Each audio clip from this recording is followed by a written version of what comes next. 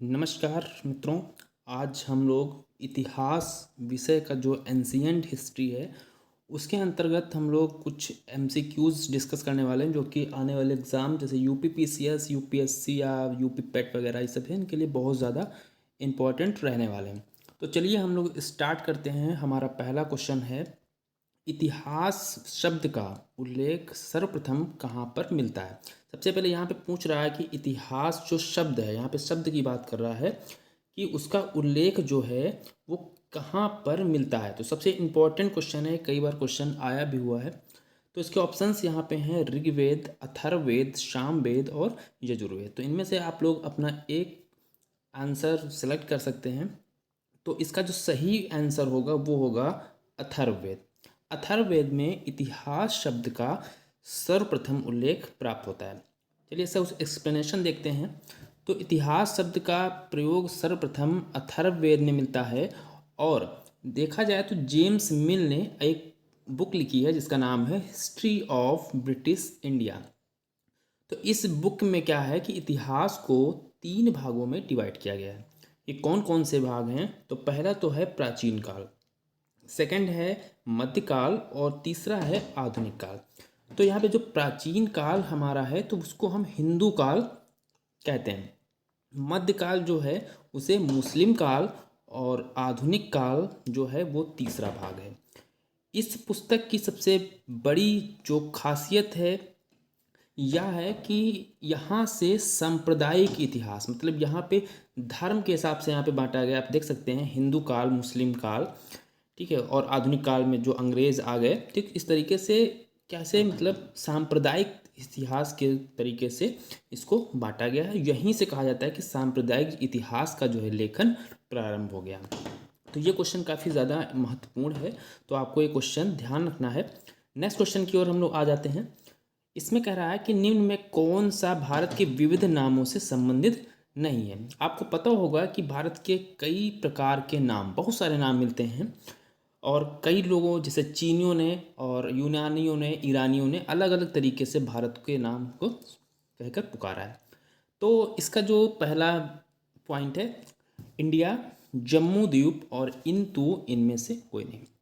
तो सबसे पहले हमको क्वेश्चन देख लेना। यहाँ पे पूछा है कि नहीं, नहीं शब्द को आपको बहुत ध्यान रखना है क्योंकि नहीं शब्द में आप लोग गलतियाँ कर जाते हैं। तो इसमें क्या है कि आपको बताइए, तो इसमें 3 ऑप्शन ऊपर के आप देख रहे हैं। इंडिया, आपको पता है कि इंडिया जो है वो भारत का एक नाम है। ऐसे ही जम्मू द्वीप भी सही है और यिंतू भी सही है। तो इसका ऑप्शन क्या होना चाहिए? इसका ऑप्शन हो जाना चाहिए कि इनमें से कोई नहीं, क्योंकि ये तीनों ऑप्शन जो हैं ये भारत के नामों में से एक है। इसका व्याख्या इसकी हम लोग देख लेते हैं। तो भारत उपमहाद्वीप वास्तव रूप से कैसा है? त्रिकोणाकार। भारत का आकार कैसा है? जो महाद्वीप भारत है तो उसका आकार त्रिकोणाकार या धनुषाकार है। कुछ नाम आप लोग यहाँ पे देख सकते हैं, भारतवर्ष, जम्बूद्वीप, इंडिया, हिंदुस्तान और यिंतु। ये हमारे जो भारत देश है उसके विविध प्रकार के नाम हैं। खास बात यहाँ पे ये है कि जो सर्वप्रथम जो विदेशी कह सकते हैं, विदेशी कौन? यूनानी। तो वो सिंधु तटवासी, जो सिंधु तट के आसपास है, कह सकते हैं सिंधु नदी के आसपास जो लोग रहते थे तो उनके संपर्क में आए और उसी लिए सिंधु या इंडस, भारत को सिंधु या इंडस नाम से संबोधित कर दिया। ठीक है, अगला हम लोग बढ़ते हैं। हमारे देश का नाम भारत नामक प्राचीन राजवंश के नाम पर पड़ा है। और ये राजवंश आपसे पूछ रहा है कि ये 2 नदियाँ कौन थी जिनके बीच में ये राजवंश स्थित था। ये बहुत इंपॉर्टेंट क्वेश्चन है। तो इसके ऑप्शन देखिए, गंगा सरस्वती, बी ऑप्शन है गंगा यमुना, और सी है सरस्वती यमुना, और डी है गंगा और कावेरी। तो आपको ये बताना है कि इसमें कौन कौन सही ऑप्शन है। तो सबसे आपको मैं बता देता हूँ कि इसमें सरस्वती और यमुना, ठीक है, सरस्वती और यमुना, इनके बीच में ये जो भरत राजवंश था वो स्थित था। भरत नामक राजवंश सरस्वती और यमुना के मध्य स्थित था। ये बहुत इंपॉर्टेंट क्वेश्चन है। ठीक है, तो ये दोनों नदियों का नाम आपको ध्यान रखना है। सरस्वती और यमुना का दोनों का दोआब था, तो इनके बीच में जो भरत नामक राजवंश था वो स्थित था, और इन्हीं के नाम पे जो हमारे देश का नाम है वो भारत पड़ा। नेक्स्ट है, यहाँ पे एक अपवाद स्वरूप एक क्वेश्चन आप सभी के लिए है कि जैन धर्म किसके अनुसार, जैन धर्म के अनुसार वो कौन से तीर्थंकर थे जिनके पुत्र, जिनका नाम था भरत, उनके नाम पे हमारे देश का नाम भारतवर्ष पड़ा। इसका ऑप्शन नेमिनाथ, ऋषभदेव, अजीतनाथ और पारशुनाथ, ये 4 ऑप्शन यहाँ पे है, आपको बताना है कौन सा सही है। तो मैं आपको बता दूं, जैन धर्म के अनुसार जो तीर्थंकर थे ऋषभदेव, कौन थे, ऋषभदेव, इनके ही पुत्र के नाम पे हमारे देश का नाम भारतवर्ष पड़ा। ऐसा कहाँ से, हमारे जैन धर्म से पता चलता है। जैन धर्म जो है उसके आधार पे ये जो भरत सम्राट थे वो कौन थे, ऋषभदेव के पुत्र थे। ठीक है, तो यहाँ पे एक अपवाद आ जाता है। एक तो अभी मैं आपको पीछे बताया है कि जो भरत सम्राट थे जिनका राजवंश सरस्वती और यमुना के बीच में था, और ये हमारे एक जैन धर्म के अनुसार अलग हैं, दोनों अलग हैं।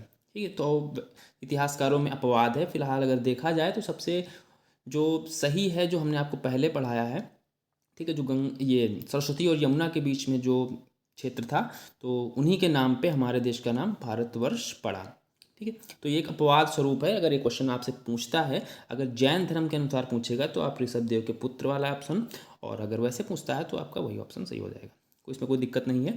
तो जैन तीर्थम ऋषभदेव के पुत्र भारत के नाम पे हमारे देश का नाम क्या पड़ा, भारतवर्ष पड़ा। ठीक है, इंपॉर्टेंट क्वेश्चन है, आप लोग उसको ध्यान रखेंगे।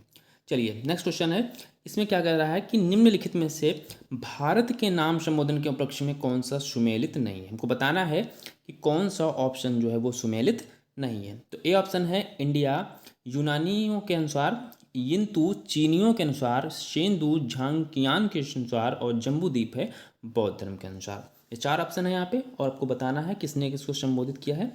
तो पहला है इंडिया, ये तो सही है, इंडिया या इंडस कह सकते हैं, यूनानियों के अनुसार था, यूनानियों ने कहकर पुकारा। यिंतु जो था वो चीनियों ने, ये भी सही है, चीनियों ने पुकारा। और शेंदु है ये झांगकियान जो एक चीनी यात्री था, तो उसके अनुसार शेंदु। अब आता है जम्बूद्वीप, यहाँ पे लिखा है जम्बूद्वीप बौद्ध ग्रंथ के अनुसार, ये आपका गलत है, ये आपका गलत है। जम्बूद्वीप जो था वो पुराणों के अनुसार, जम्बूद्वीप जो था वो पुराणों के अनुसार था, और उसका उल्लेख अशोक के जो अभिलेख थे उसमें भी जम्बूद्वीप दिया हुआ है। ठीक है, तो इस तरीके से ऑप्शन नंबर इसका 4th जो है जम्बूद्वीप जो है बौद्ध ग्रंथ के अनुसार नहीं होगा, ये होगा पुराणों के अनुसार या फिर अशोक के अभिलेखों के अनुसार। यहाँ पे आप देख सकते हैं कि भारत का नाम जम्बूद्वीप पुराणों में और अशोक के अभिलेखों से प्राप्त होता है, ना कि बौद्ध ग्रंथों से। ठीक है, तो ये आपका हो गया। अब ये आपके 5 क्वेश्चंस हमने आपको सॉल्व करा है, और ये हमारा पहला वीडियो है, तो एक हिसाब से कह सकते हैं कि एक ट्रायल मात्र था। तो क्वेश्चंस तब भी अच्छे थे और हमने स्टार्ट किया है, आज फर्स्ट वीडियो था इसलिए हमने 5 क्वेश्चंस को ही देखा है, और नेक्स्ट वीडियो जो हमारा आएगा उससे 10 से 20 क्वेश्चंस को ऐड करने का प्रयास किया जाएगा, और कंटेंट आपको बेहतर मिलेगा, बेहतरीन कंटेंट होगा। और जो क्वेश्चंस इंपॉर्टेंट क्वेश्चंस हैं प्राचीन भारत के इतिहास से, उनको मैं लेके आऊँगा, और लगभग पूरा कोर्स देखा जाए जो एंशिएंट हिस्ट्री का लगभग पूरा कोर्स है, तो वो मैं आपको क्वेश्चंस के माध्यम से कंप्लीट कराने की कोशिश करूँगा, क्योंकि एंशिएंट हिस्ट्री में जो भी क्वेश्चन बन सकता होगा, जो भी क्वेश्चन बनने योग्य होगा, तो उसको मैं ज़रूर ऐड करूँगा। और आप लोग मान सकते हैं कि एंशिएंट हिस्ट्री में करीब करीब 1000 से 1500 क्वेश्चंस के बीच में आपकी जो एंशिएंट हिस्ट्री है उसको मैं कवर करने का पूरा प्रयास करूँगा। तो इसलिए आप लोग साथ बने रहिए, और फर्स्ट वीडियो है तो आप लोग थोड़ा सपोर्ट कीजिए, और जिससे कि नेक्स्ट वीडियो और भी आपको अच्छे क्वेश्चंस जो हैं आपको प्रोवाइड करा सकूं, और आप हो सके तो आप उन क्वेश्चंस को नोट करते चलें, समझते चलें, पढ़ते रहें, और आने वाले एग्ज़ाम में बहुत ज़्यादा महत्वपूर्ण होने वाला है। और आप चैनल को सब्सक्राइब ज़रूर करें, क्योंकि आपको नोटिफिकेशन बहुत ही आसानी से प्राप्त हो जाएगा। और साथ में वीडियो को आपको पसंद है तो आप लाइक कीजिए, शेयर कीजिए, अपने फ्रेंड्स के साथ जोड़िए। जय हिंद, थैंक यू।